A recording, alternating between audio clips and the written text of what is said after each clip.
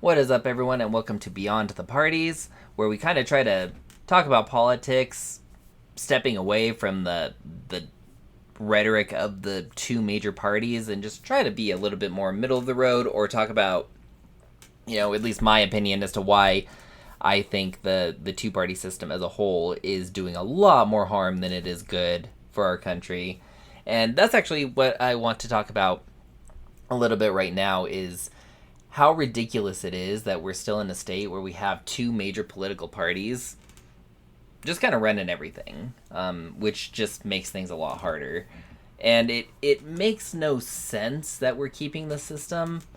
I mean, the reasons behind it, why we are, makes sense because the two parties have worked very hard to keep it that way. But most people in this country do not support just having a straight two-party system that we're adhering to, and that's been coming from a lot of the polls and things that have been popping up over the past couple of years as well. One was Pew, the Pew Research Center, which back in August of 2022 did a survey and ended up, according to their results, something like four. Let me see if I can pull it up here. Yeah, 4 in 10 Americans do not support the current two party system. And then you have another right here, Gallup poll from October of last year, and they found that up to about 63% of people in this country want there to be a third political party option for the election. And that's insane because when you think about it, it's been an incredibly long time since we've had any sort of third party like real standing in the elections. It's been more than 50 years, I think, since a third party candidate won a state in one of the primary elections. And we haven't had a president that didn't belong to one of the current two main political parties since before Abraham Lincoln was elected as the first Republican president, right before the Civil War started. So that's a long time to go where you're limiting yourself to only two options. And it's hard because it does a couple of things. First, it forces these two sides to keep becoming more and more extreme. And I think you're seeing that a lot. Where you're seeing these two parties, they're so hateful of each other and they're so mistrustful of each other that, like, to them, they've built this rhetoric that the other party is the enemy. If you're a Republican, the Democrats are pure evil. They hate the country. They're out to destroy the country. They hate America, and you need to fight them at all costs. And it's the same with the Democratic side. They look at Republicans, and they'll call them selfish, arrogant. They hate everything America stands for. They want to destroy it all. They want to create a fascism. Like, they've created these, like, boogeymen with the two political parties and created this culture of fear where you better make sure that you are siding with the correct political party because the other one is the absolute enemy. And so now there's this sort of mentality where if you're a Democrat and you know someone who's a Republican, you automatically just dislike them. Or you make assumptions about what they believe or why they believe it. And Republicans do the same thing with Democrats. Because both parties have just really spread themselves basically to the extremes. Like they're pushing themselves further and further apart, which I think is always going to happen when you have just a two-party system. But they've maintained control. They've maintained control. Cannot talk. Over the debates. They've maintained control over the conversation. Even though, let me see if I can find it here because something like 2/3 of the country I don't think belong to one of the political parties or say they don't support it. Let me see here.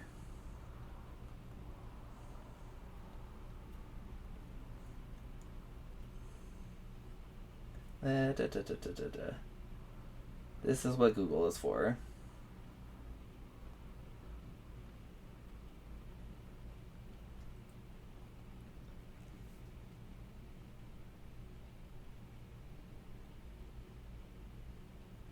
Yeah. So roughly, I guess that's the same thing I'm looking at. Okay, that's the same figure I'm looking at or thinking of as the 63% of Americans think we need a third political party.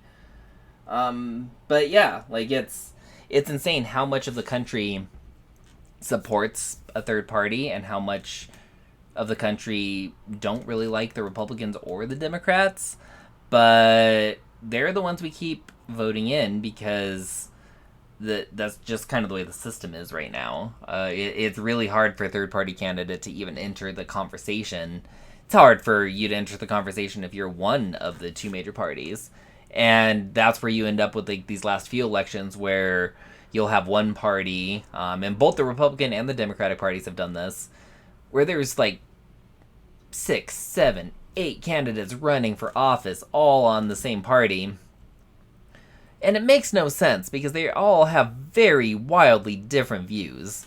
Joe Biden and Bernie Sanders both ran on the same ticket, and both are very, very different politically and philosophically. They do not line up. It makes no sense for them to be running as members of the same party, but they are because that's the way the system is. Bernie Sanders, who is really more left than the Democratic Party really is, didn't feel like he could run on a ticket that, wasn't the Democratic Party.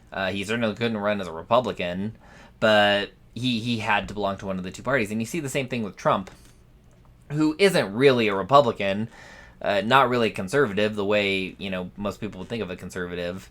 Definitely more on the extreme side, going in the opposite direction of Bernie Sanders. But here you ended up with, a candidate who he joined the Republican Party because there was really no option unless if you were going to become a Democrat. You have to be one of these two parties in order to really win. You'll have small victories in like local governments, but when it comes to the federal government, it's pretty rare for anyone who doesn't belong to one of the two parties to get elected. And like I said, it hasn't happened for the president of the United States since before the Civil War started.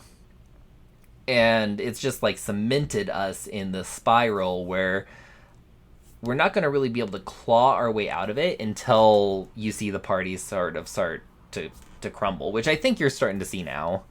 I think you're starting to see the parties really begin to fracture as more and more people are getting fed up with the two-party system as it stands now, and B, you're just getting kind of tired of the fact that things aren't getting better. Like you'll always see our country flip back and forth between we'll have a lot of Republicans elected for a while, then in a few years things still aren't great, so everybody starts blaming the Republicans, so then we'll elect Democrats for a while, and then the same thing, the things don't get better, so people blame the Democrats, so then we vote in Republicans again. And it's just like it's like we keep ping-ponging between two wrong solutions to a problem. Like, we obviously know these two parties cannot get their act together and, fix the problems. Neither of them do very well, and both parties are in a very good habit of blaming anything that goes wrong on the other side and accepting credit for everything that goes right. Gas prices had nothing to do with Biden back when they were super high, but now we should applaud Biden for a great economy when they've lowered back down, and then blame him again when they go back up. And same thing with Republicans. It's like, oh, well, yeah, what Trump did while he was in office really helped gas prices, but when they start going higher, nope, it has nothing to do with what Trump did when he was in office. It's all what Biden has done while he's been in office, and it's just a blame game, and it's just kind of ridiculous to see this sort of ping-ponging back and forth between, two parties that just want power. And that's really what it comes down to, is it's a chess match between both parties to try to just get control. And that's kind of what's scary, is this really is all about power. It's about, Republicans want to be in office, Democrats want to be in office, they're made up of people who want to be in office. But I think that's the key that we need to remember when we are interacting with people who belong to a party that we may not necessarily agree with is that they are still people. They're still human beings. And no, just because this person disagrees with you politically does not make them the absolute worst person in the world. It does not mean they hate the country. It does not mean they want to burn everything down. It just means they, whether it's their education, their personal circumstances, the family, whatever, they grew up and developed a different mentality and a different philosophy. And the thing about America and what made it so great for a while, back before we tried to nationalize everything, is the states had a lot more control to tweak their systems to what worked in different environments. Different people, different cultures, different setups, they all can have an effect on how a government and an economy works. And uniformity is not necessarily always the best answer. You can't necessarily take one system and apply it across the board to absolutely everyone and everything and expect it to just work out fine. Things just don't tend to work out that way. And I think it's going to continue to get worse as long as we continue this mentality that we need to force the entire country down a certain path and make everything the same.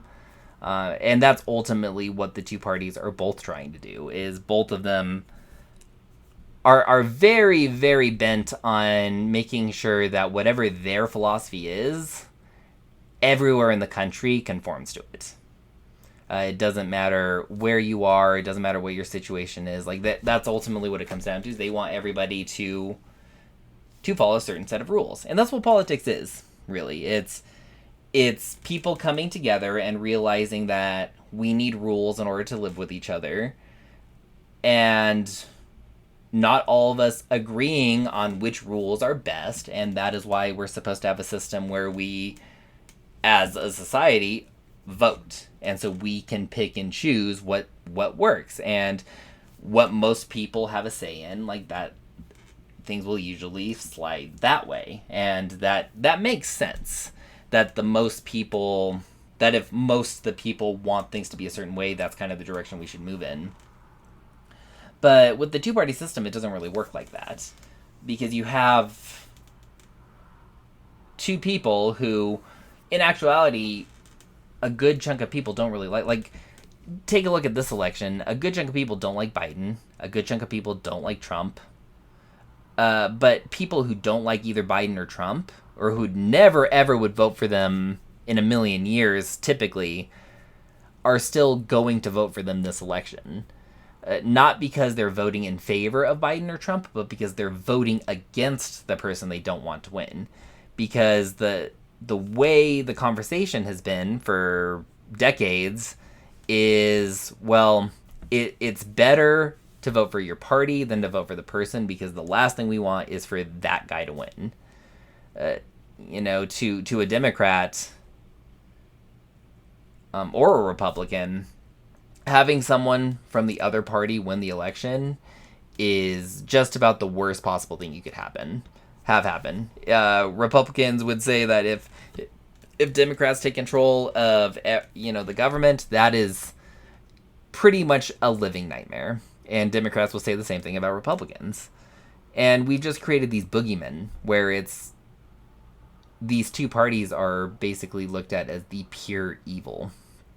And yeah, so that's what we need to start trying to drift away from, is this mentality that these parties are anything more than just groups of people who have disagreements on what they feel need to get done. And yeah, they may disagree with you, but they're still people. And if we could sit down and have a conversation and really try to understand, oh, well, you believe this because of this, and logically you're thinking this would work because of this. Like, if we can actually understand each other and understand why, someone might believe differently than you do and kind of get their take on it, I think things would go a lot better. But instead, we've created this culture where, oh, you and I disagree, we're just going to scream at each other. Or, oh, we're just going to yell at each other online, and then, oh, I didn't like what you said, so I'm just going to type in the last word, and then I'm going to block you so you can't say anything else, and that just kind of makes it so I win. Or, oh, I'm just going to, like, name call you and insult you and personally attack you over and over again because I can't really come up with anything more than that to say. Like, it's just, like, there's a reason people are shying away from politics nowadays, and I think a big part of it is the two-party system, because it's made it too hard to be able to sit down and have just a civil, intellectual conversation about politics. Like, you can't, you go to a family dinner and everyone tries to avoid talking about politics, whereas you should be able to sit down and have a one-on-one conversation with another full-grown adult and talk about this kind of stuff and be able to try to understand one another, and definitely not get aggressive, not start shouting, not storm off, not stop speaking to them. Because really when it comes down to it is all just a difference in political opinion. And really the government shouldn't be doing a lot that is affecting a lot of your personal life anyway, because your personal choices are ultimately what freedom is all about. Your ability to live your life the way you see fit and not have someone else try to impose their way of life on you. And both parties, they don't really care about that. They've decided the way you should live, and they're going to push, and they're going to push, and they are going to push to make that the way of life across the entire country. And if they're failing, and if certain parts of the country aren't conforming with what they want, to them that's considered a failure. If one party gets involved and Texas is doing one thing and California is doing another thing, to either party that's not considered a success, because a success would be to conform the entire nation under the same rules. You shouldn't have a situation where two different states are doing different things or allowing different setups, and that would be considered bad. And that's kind of, in my opinion, at least the antithesis of what America really was supposed to be, which is a melting pot of different cultures and ideas and people. And so, yeah, you're going to have all sorts of clashing ideas, and you're probably going to see different ideas implemented throughout everywhere, because you don't want to try to make every single place exactly the same, because it just won't work. There's just too many different kinds of people. There's too many different ideas. There's too many different opinions. And so that's just why we really need to start drifting away from limiting ourselves to two parties and trying to force this idea that the entirety of your own personal political views can be boiled down to one party. Because chances are, if you belong to the Democratic Party and you have a friend that also belongs to the Democratic Party, you guys both probably do have wildly different opinions. And maybe you have quite a few similar opinions. But as we can see with people like Bernie Sanders and Joe Biden, like, you can have two people who have pretty much wildly different views, and yet they can still run on the same ticket.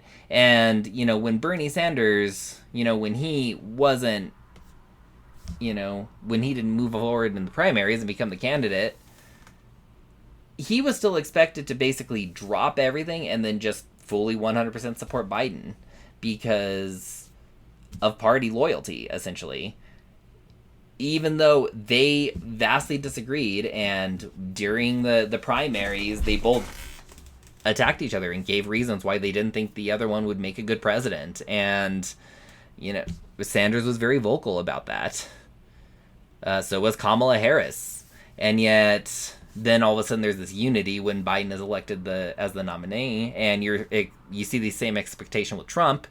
There's this expectation that if you're a Republican, you are now supposed to support Trump because he is the Republican candidate.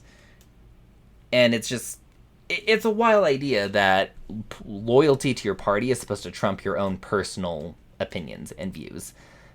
Because Bernie Sanders didn't like a lot of Biden's policies.